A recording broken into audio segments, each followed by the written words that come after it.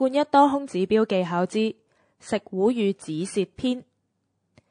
之前提到喺 R1、R2、R3 嘅三重區間之中，最核心嘅一組價格波幅係 R1，係開倉嘅參考指標。至於幾時食糊，就要參考中間同外圍嘅價格波幅，即係 R2 同 R3。而皇冠一財經頻道嘅網站每個星期一都會有案例提供俾大家參考返，大家可以喺網站睇返一篇叫做一周總結嘅文章。先講好倉例子，如果見真實價格升穿 R2 頂，可以開始分段食糊；如果真實價格升穿 R3 頂，建議大部分嘅好倉呢都要食糊啦。剩低嘅好倉可以放止腰，幾時食糊都得。已經有斬獲嘅投資者呢，甚至不妨喺 R3 頂之上小注加買追殺。不過如果真實價格不升反跌呢，仲要回頭跌穿 R1 底嘅話呢，建議就要平倉止蝕離場啦。至於淡倉例子，就係如果見到真實價格跌穿 R2 底，可以開始分段食糊；如果真實價格跌穿 R3 底呢，建議大部分嘅淡倉都要食糊，而剩低嘅淡倉呢，就可以放止腰，幾時食糊都得。同樣已經有利潤喺手嘅網友，不妨喺 R3 底之下呢，小注加沽追殺。但係如果真實價格唔跌，仲要升返轉頭呢，升穿埋 R1 頂嘅話，都係建議要平倉止蝕離場啦。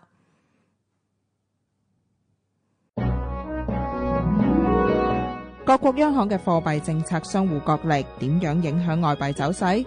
逢星期三嘅外匯分析，由多方面抽絲剝繭，助你洞悉先機，縱橫匯海。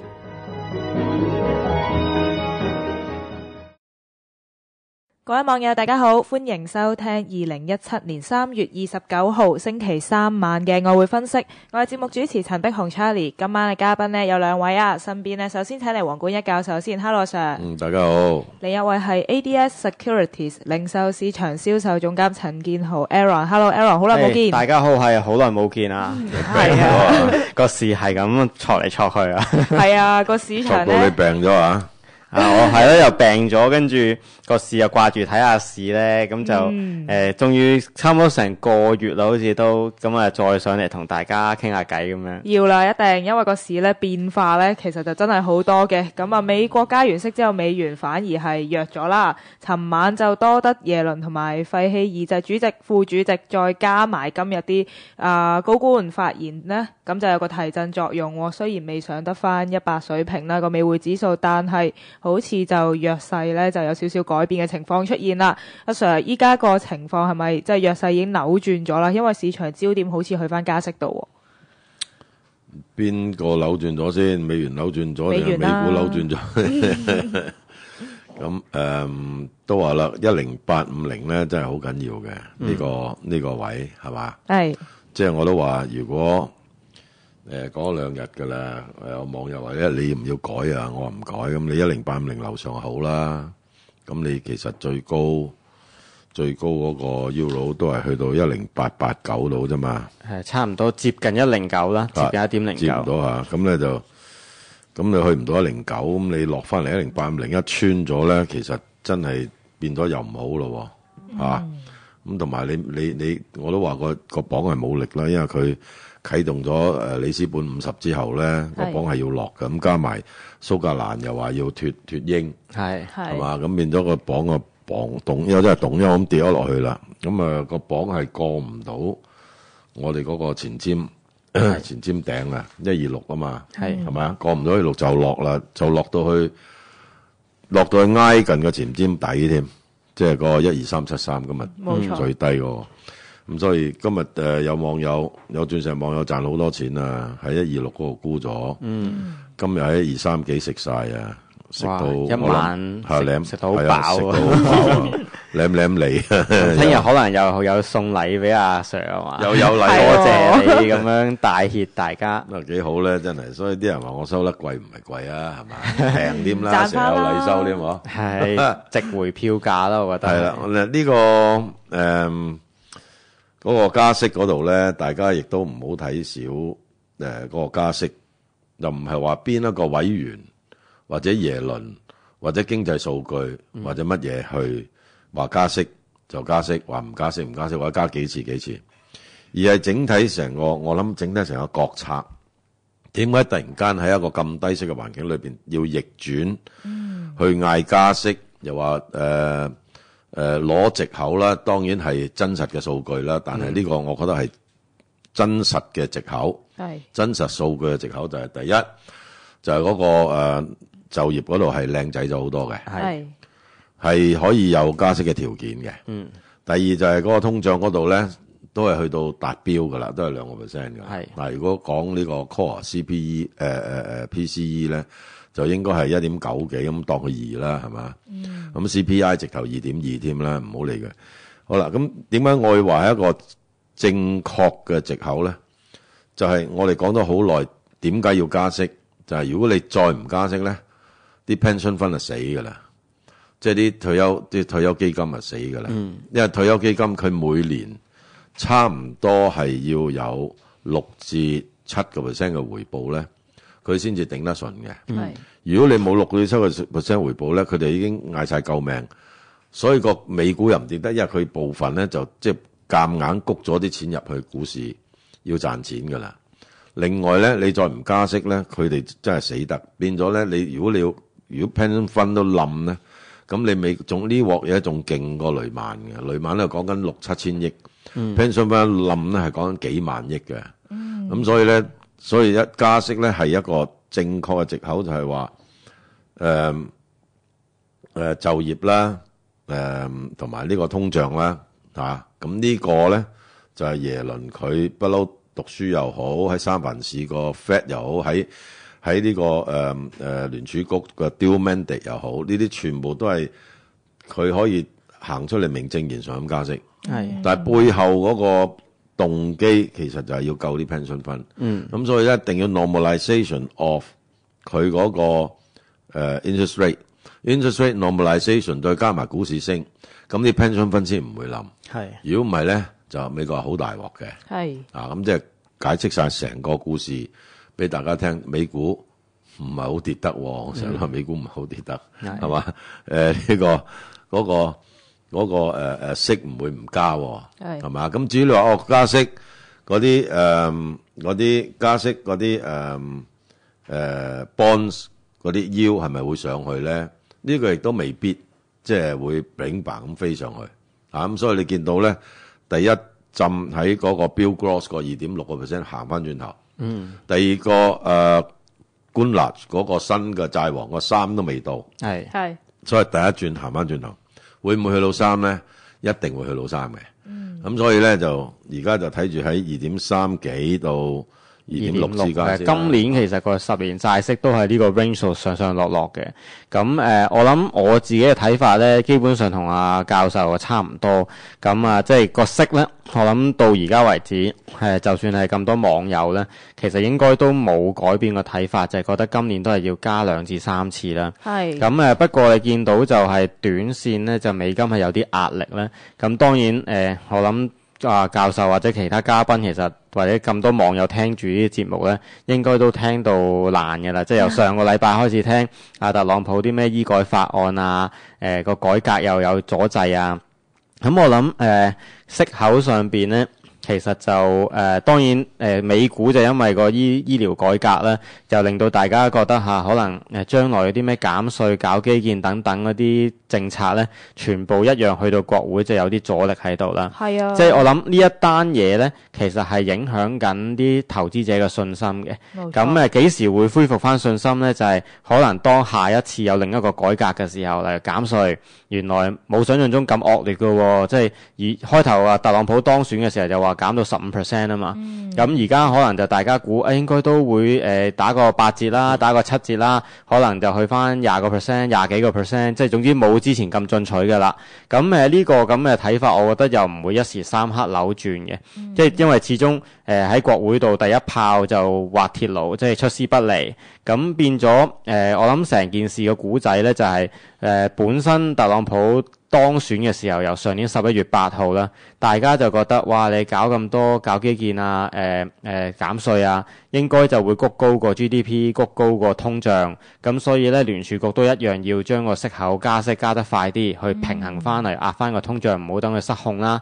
咁而家呢個轉變就我諗喺呢2個禮拜發生咧，就係原來減稅可能冇減得咁進取喎，或者搞基建可能你話1000億可能係要得翻700億800億嘅啫喎，要打翻個折頭嘅喎，咁即係通脹又冇機會升得咁快啦，變咗聯儲局咧加息個速度咧又冇想象中話加到4次咁多啦，咁可能即係維持翻都係2至3次啦。其實尋日費希爾都有講話嚟緊仲加2次啊嘛，即係前後今年加3次啦。咁呢個我諗由年初大家都係認同嘅一個睇法嚟嘅，只不過就打消咗話加4次嗰個諗法，咁變咗呢排美金就有啲壓力喺度咯。咁我反而睇個美金個壓力咧就係其實都仲係會可能持續一段短時間啦。咁但係大方向即係話買美金買到年底嘅話咧，我覺得問題都唔大嘅，只不過喺個價位上邊咧。美匯指數就你見今個禮拜初係穿過99嘅，去到98嘅水平。咁我覺得仲有少少空間可以再落啲，例如話落到希望啦，落到95、96呢啲位啦。咁我覺得就係即係中長線可以吸納翻美金嘅。咁成件事其實對美金，我覺得就唔係一個轉勢嚟嘅。只不過係一個深少少嘅調整，因為成件事個 big picture 就係由2014年開始啦，美匯指數係正式突破啦。咁當時嗰個價位其實係講緊78啊、80咁上下啦。呢1-2年呢就嚟3年啦，其實就由80抽到上去103.80。咁如果你話調整翻去到96、95都好，其實大概都係1/3度啫，都唔係話未夠一半嘅，其實係。咁所以即係如果你成件事企遠啲去睇咧，我覺得都係合理嘅調整咯。咁即係當然個前設就係個背景咧，就係要睇下歐洲嗰邊啊、英國嗰邊就唔好爆啲咩大鑊嘢出嚟啦。因為如果一旦歐洲再爆啲好恐慌嘅拋售出嚟，例如話喂法國真係馬林立旁贏嘅話，咁可能隻歐元就散嘅咯喎。咁呢個就美金即刻抽翻上去啦。但係如果我暫時假設隻歐洲英國原來係冇乜特別事，都係普普通通嘅啫，咁變咗美金係可能借呢啲時間咧就即係會稍微調整多少少先咯。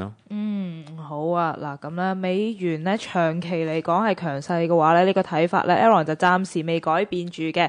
咁另外咧呢一期啊，因為個美金都係比較弱啦，啲非美貨幣咧就好有力嘅，主角就去咗 Euro 鎊同埋隻 yen 度啦。我哋首先睇一隻隻鎊先，因為今日佢脫歐講咗咁耐咧，其實都 price 先得7-8啦，但係今日見到都仲有得落喎，佢去到啱啱阿 Sir 講啦，近前尖底呢啲咁嘅位又可以點樣做啊？有支持啊，前尖底要買嘅。你126過唔到落嚟前尖底咧，12350挨近呢度買，今日最低都係12370幾73，咁要買，但係上去又冇乜力上啦，因為點都傳咗個蘇格蘭喺度，喺度搞震啊！蘇格蘭講緊2018啊嘛，係嘛？咁所以個鎊就而家變咗就好難睇啦嚇，咁又係有得炒 range 咯。其實我自己睇咧隻鎊咧就未死得住嘅嚇，即係如果你真係話尋日 miss 咗1.26樓上沽嘅話咧。而家去到呢啲價咧，大概1.2340啊，1.2360，即係講今日嘅低位附近呢啲價咧，其實係應該要買翻隻鎊嘅。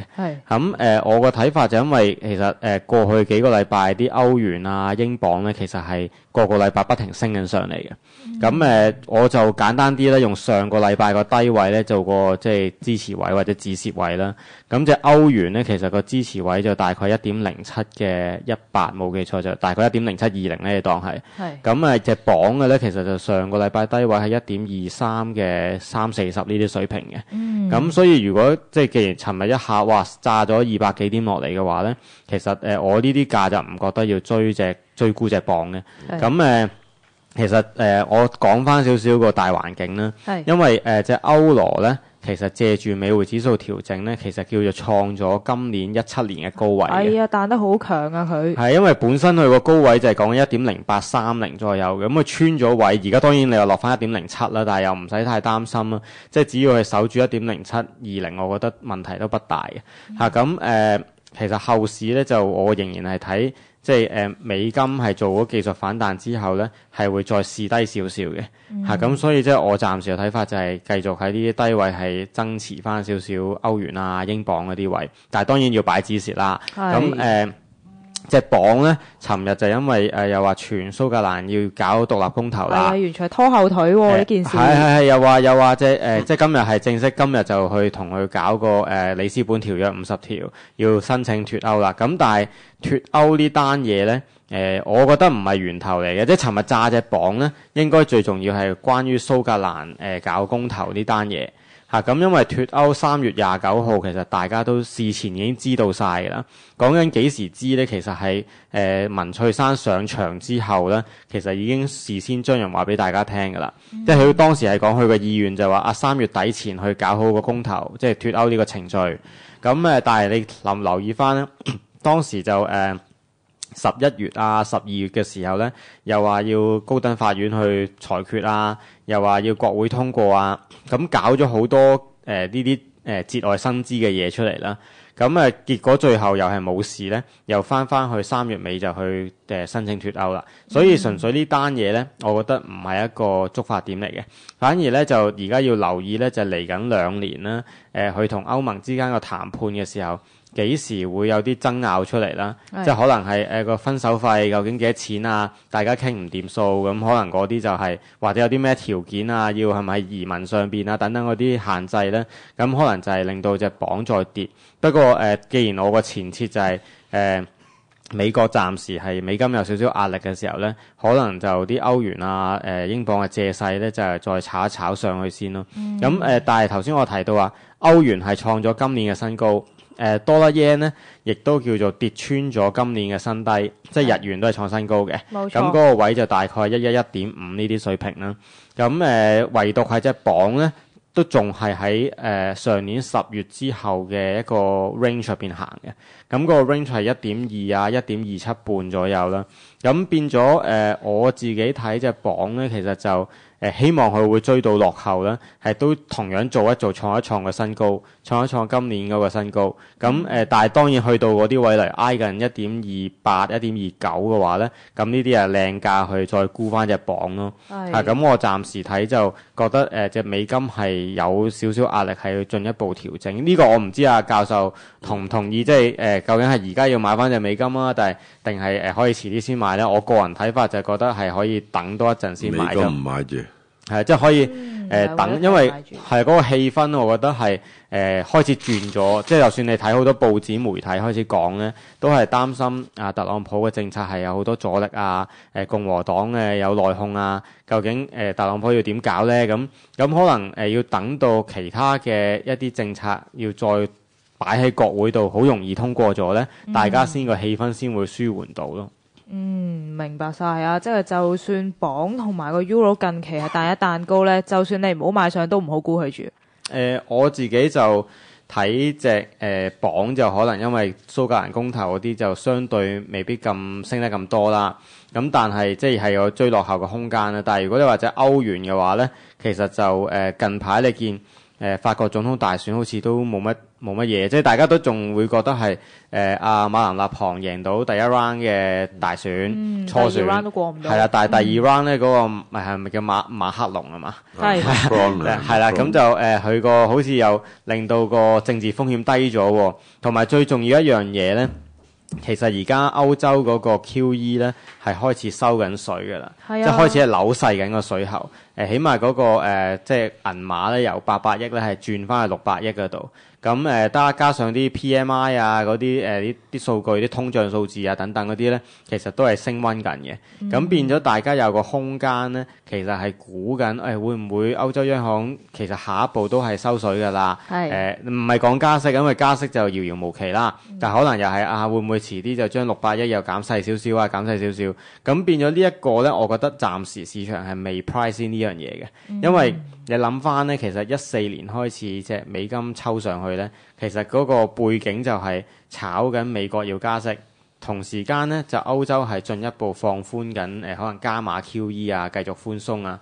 咁今年就有少少唔同啦，今年就係繼續係大家都炒美國加息，但係同一時間咧就係歐洲嗰邊咧好似係有蠢蠢欲動想收下水咁樣，咁變咗呢個我覺得如果要炒呢個主題嘅話咧，啲歐元係可以夾一夾翻上去咯。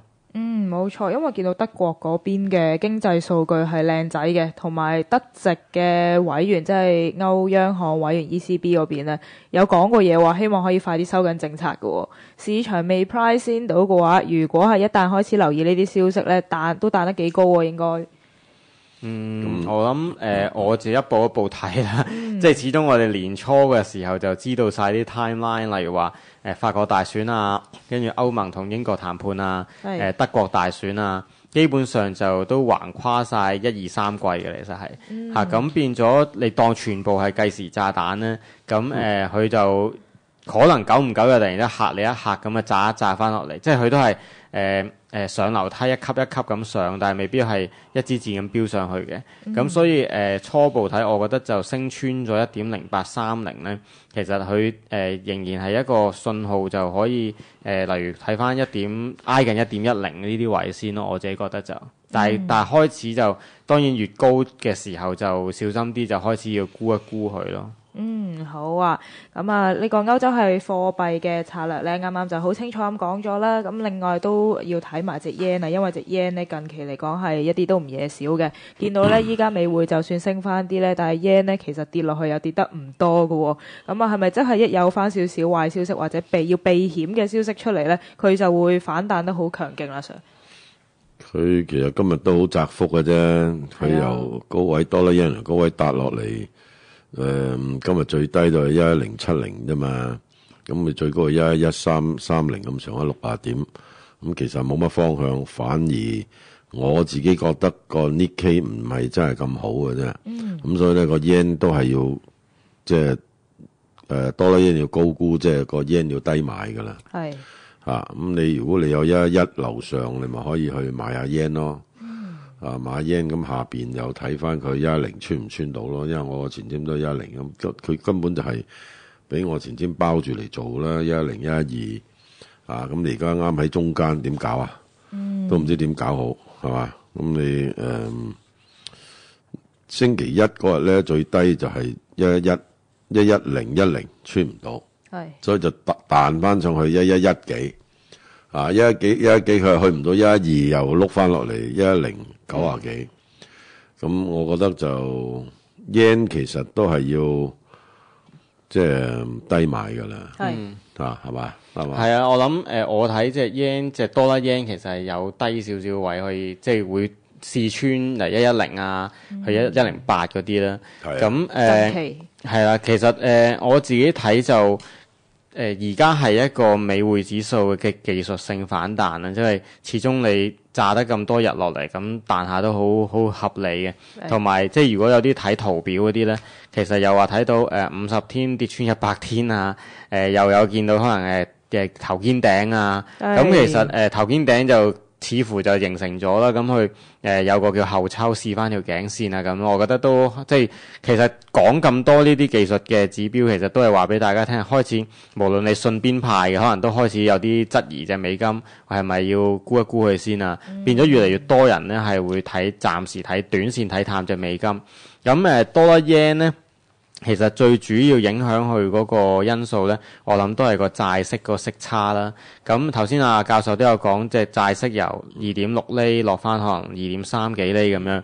其實日元嘅你當係全部都係零息咁，即係都唔喐噶啦，基本上就咁變咗個息差收窄咗咧，就係不利隻美金，係有利隻日元嘅。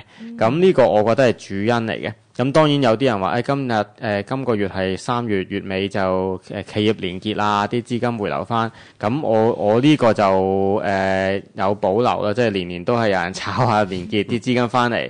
咁係咪代表一定係日元強？我就覺得即係睇統計就唔係年年都中嘅。不過即係起碼我諗我自己睇嘅近排隻 yen 係似乎要繼續走強，尤其個前設就係同隻歐羅差唔多，就係佢穿咗今年嘅新低位，即係多啦 yen 係111.5跌穿咗咧。而家試翻上去，其實我覺得甚至可能有機會去 high 112都好啦。我覺得都會嘗試係沽一沽隻多啦 yen， 買翻啲 yen 沽翻啲美金。咁即係如果你話大方向全年計咧，我係傾向係買美金沽 yen 嘅。不過嗰啲位咧，唔係而家呢個水平買啊。